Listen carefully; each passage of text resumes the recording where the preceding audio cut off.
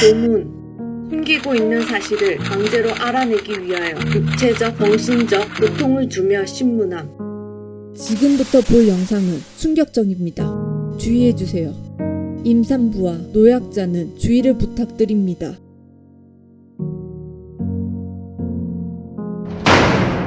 웰컴.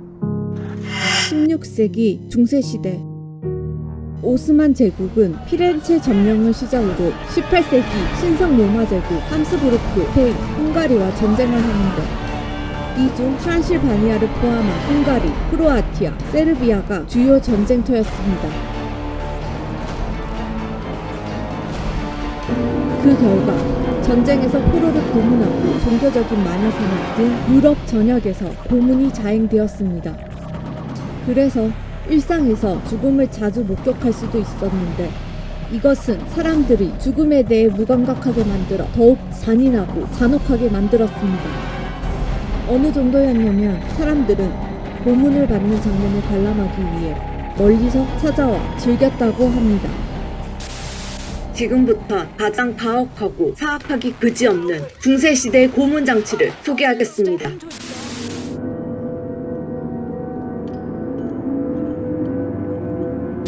고문. 범죄자를 나체로 거꾸로 매달아 엉덩이부터 다리 사이, 머리까지 톱질을 하는 고문입니다.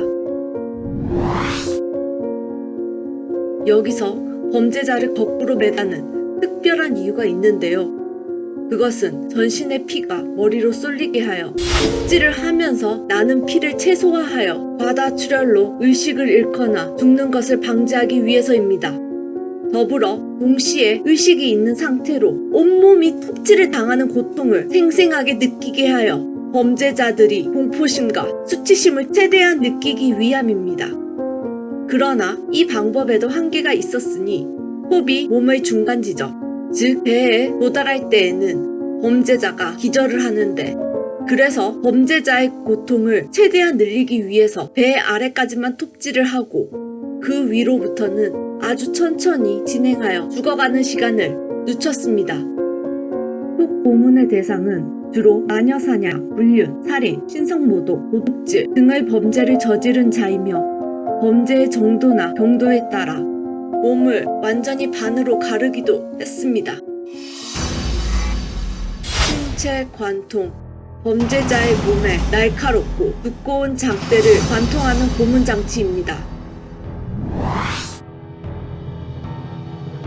먼저 날카로운 장대 끝에 사람을 앉힌 다음 장대를 세워 희생자의 무게로 장대가 저절로 몸을 꿰뚫어지게 하는 것입니다. 그런데 장대가 완전히 관통하여 범죄자가 한 번에 죽는 것을 방지하기 위해 장대의 날카로운 부분이 가슴을 뚫고 나오게 설계하여 쉽게 죽는 것을 방지하였습니다. 그래서 완전히 죽기까지 3일의 시간이 걸린다고 합니다. 그런데 이 고문의 독특한 점은 장대를 사람들이 많이 모이는 광장에 설치를 하는데 그 이유는 당시 사람들은 고문하는 광경을 관람하고 즐겼다고 합니다. 심지어 고문을 관람하기 위해 타 지역에서 사람들이 모여들었으며 고문당하는 장면을 보며 식사를 하기도 했습니다. 주로 유럽의 15세기에서 유행하는 고문 방식으로 당시 이 형벌로 약 30만 명이 죽었다고 추정됩니다. 유다요람. 범죄자를 나체로 로프에 고정시켜 움직이지 못하게 한 다음 항문 쪽에 피라미드 모양의 받침대를 세웁니다.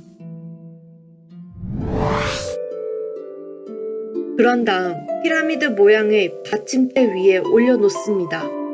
다리에 무거운 것을 달아 밑으로 당기면서 항문이나 생식기 또는 질이 서서히 찢어지게 파열시키는 고문입니다. 또 일부러 나체로 고문을 자행하여 더욱더 수치스럽게 만들었습니다. 유다요람의 고문 시간은 원하는 대로 시간을 늘리거나 줄일 수 있었습니다. 짧으면 몇 시간, 긴 경우는 며칠 동안 지속되었다고 합니다. 더군다나 수많은 사람들이 이용하는 이 고문기구는 따로 세척하는 경우가 없어 설사 고문에서 살아남는다 하더라도 감염으로 죽었다고 합니다.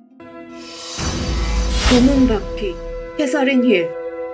범죄자를 오직 죽이기 위한 목적으로 사용되는 고문기구로 범죄자의 팔 다리를 커다란 톱니가 있는 수레바퀴에 묶어 퇴망치로 팔다리를 때려 몸의 내장과 살, 뼈를 분리시킵니다. 그리고 수레바퀴를 천천히 회전시키면서 범죄자를 아주 천천히 죽이는 고문 방식입니다. 다른 경우로는 범죄자를 바퀴 안쪽이 아니라 바깥쪽에 묶는 경우가 있는데 이 경우는 범죄자의 신체가 부러질 때까지 돌렸다고 합니다. 그런데 범죄자는 뼈가 부서진 채로 계속 바퀴에 묶여 있어야 하며 그것을 광장과 같은 사람들이 몰리는 곳에서 돌리며 전시를 하는데 이때 구경꾼들은 그들에게 오물이나 토마토를 던지면서 모욕감을 줬다고 합니다. 그리고 수레바퀴를 긴 장대에 꽂아 산채로 새에게 또아 먹히게 하는 경우도 있었는데 새들은 살아있는 인간의 신체를 먹기 위해 달려들었고 그 과정은 매우 천천히 진행되었으며 범죄자는 탈수와 쪼이는 고통으로 죽는 데까지 2에서 3일이 걸렸다고 합니다. 그런데 고문관이 관용을 베풀 경우가 있었는데 이때는 가슴이나 배에 큰 중상을 입혀 더 빨리 죽을 수 있도록 하는 것입니다. 이것을 푸드그라스, 온정의 일격이라고 합니다. 블랙, 중세시대에 유행하는 고문장치로 범죄자를 양 끝에 롤러가 달려있는 나무 선반에 놓습니다. 그리고 피해자의 손과 발을 선반 양쪽 끝에 있는 밧줄로 묶고 롤러를 돌립니다. 그러면 범죄자의 팔 다리가 잡아당겨지면서 뼈 마디마디가 끊어지고 모든 관절이 탈구됩니다. 그런데 이 고문대에서 목숨을 잃은 사람은 의외로 많지 않았다고 합니다. 그럼에도 이 고문대에서 살아남는다 해도 모든 뼈와 관절은 부러지고 찢겨 평생을 불구로 살아야 했습니다. 그 후 중세 후기에는 형태가 조금씩 변형되었는데 나무 선반에 뾰족한 대못을 추가하여 희생자의 등을 뚫어 고통을 추가했습니다. 반 고문 장치는 범죄자를 인체 모양으로 만들어진 금속 세장 안에 넣는 것입니다. 보통 이것은 범죄자의 신체보다 약간 크거나 작게 제작되었습니다. 그래서 고문 장치가 범죄자의 신체에 꽉 끼게 하여 고통을 주었습니다. 대상자는 이교도나 신성모독과 같은 종교적인 중범죄에 해당하는 경우였습니다. 그리고 이 고문 장치를 광장 등 개방된 곳에 두어 죽을 때까지 방치해 두었습니다. 범죄자의 신체보다 작은 철창을 사용하기도 하는데 주로 교수대에 나무에 걸어 두었습니다. 이런 경우 구경꾼들은 돌을 던지며 조롱을 하였고 산채로 새에게 쪼이게 놔두었습니다. 고통의 배, 과일 배의 모양을 본딴 장치로 끝에 나사를 돌리면 4개의 잎이 벌어지는데 이것을 항문이나 입에 넣은 후 강제로 벌어지게 하는 장치입니다.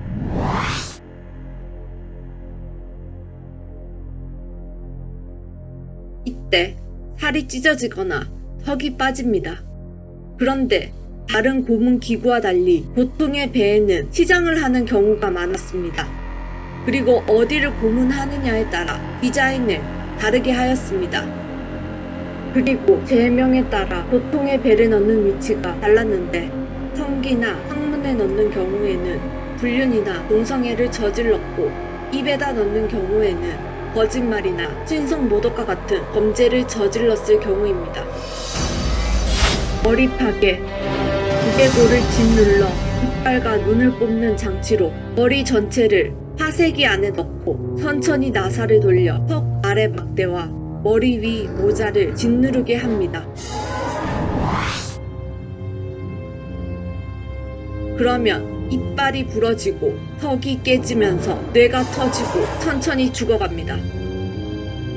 심지어 머리 파괴 고문 장치에는 빠져나오는 눈알을 담는 작은 그릇도 장착되었습니다. 그리고 원하는 대로 고문의 시간을 늘릴 수도 있었습니다. 그래서 범죄자의 자백을 받기 수월하였고, 설사 범죄자가 살아남는다 해도 평생 장애를 가질 수밖에 없었습니다. 주로 스페인의 종교 재판에 사용됐습니다. 그와 비슷한 장치로는 무릎 분할기가 있습니다. 무릎과 사지를 절단하는 장치로 양쪽에 대못이 박힌 바이스 모양의 고문 장치를 돌리면 대못이 천천히 조여들면서 범죄자의 뼈를 부러뜨렸습니다. 범죄자는 죽지는 않았지만 평생 걸을 수 없었습니다. 그 외 팔꿈치, 팔, 발목 등을 부러뜨리는데도 사용했습니다. 대못은 크게 3개에서 많게는 20개까지 박혀 있었는데 고통을 높이기 위해 뜨겁게 달구는 경우도 있었습니다. 플레이, 수천 년 동안 애용되었던 고문 방식으로 범죄자의 살을 벗기는 것입니다.